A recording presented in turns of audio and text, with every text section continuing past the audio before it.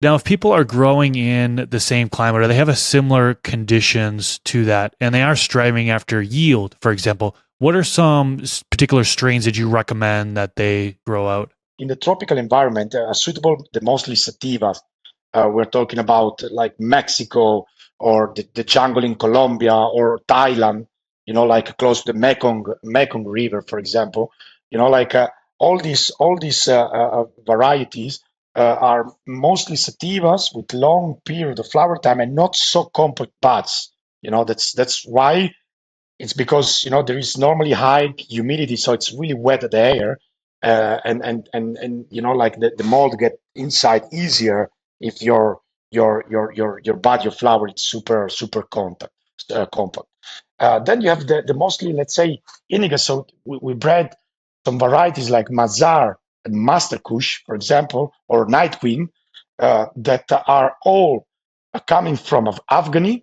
So we are talking about really high temperature, so really warm climate, and normally, especially during the day, dry climate. So these varieties are suitable for like more warmer climate, like but with low, uh, constantly low humidity.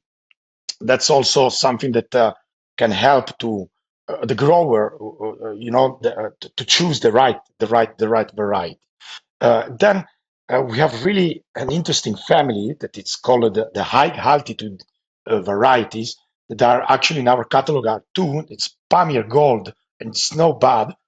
Both of them are bred and produced up to 1,500 meters.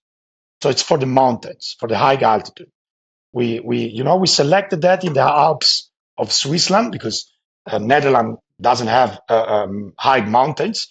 So we did a project of breeding years ago in the Alps of Switzerland, and we produced these two. We stabilized these two varieties really strong for the high altitude, the growing. So that's to say that if you grow in the mountain, really up to the mountain, if you don't have certain condition like in Himalaya or in Nepal, like you have certain condition where the sativas, the Indian sativas can grow really well. If you put a strong indica in the mountain, you can harvest that, but it's hardest, like to get a really nice resin. So the Palmy Gold and Snowbud were bred for that. So that's to say that it's not that you cannot give a chance to this variety in not in their in their comfort zone, but it's always better to choose something that it's select for that, especially for outdoor.